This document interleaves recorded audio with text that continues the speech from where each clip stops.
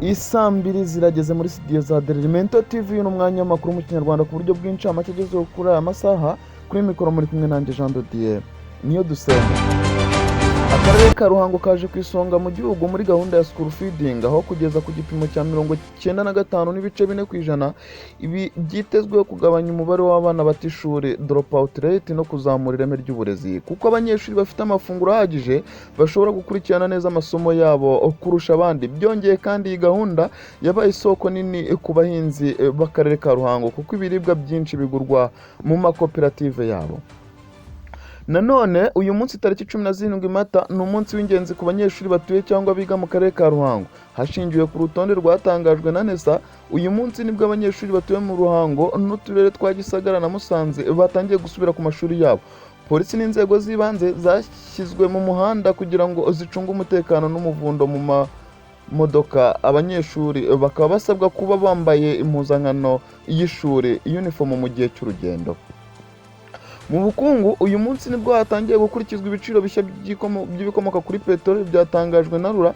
Igiciro cya lisansi cyazamutseho cyane, aho litiro imwe yageze kuri 2,938 ivuye kuri 2,300 n'amafaranga atatu. Icyakora igiciro cya mazutu cyo cyagumye kuri 2,205 kuri litiro. Kugira ngo bitazamuka cyane, ibiciro by'ubwikorezi byo ntago byiyongera, dore ko amafaranga y'urugendo yo atari buve aho yarari. Mu mutekano muri iki gitondo mu karere ka Ruhango haravugwa inkuru n'umutekano, aho RIB n'inzego z'umutekano zikomeje ibikorwa byo kurwanya ruswa n'inzoga zitemewe. Ibi bijyana n'amakuru aheruka yitabwa muri yombi ry'abakozi b'akarere bakekwaho ruswa, bikaba bigamije kugarura umuco w'ubunyangamugayo mu nzego z'ubuyobozi no kurengera ubuzima bw'abaturage.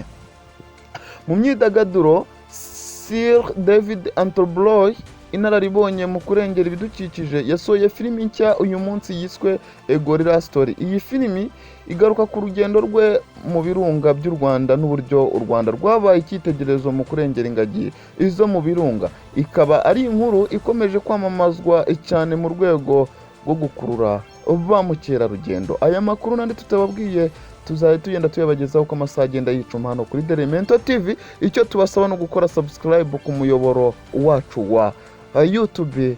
Ibihe byiza, Imana ibarinde. Hasta la vista.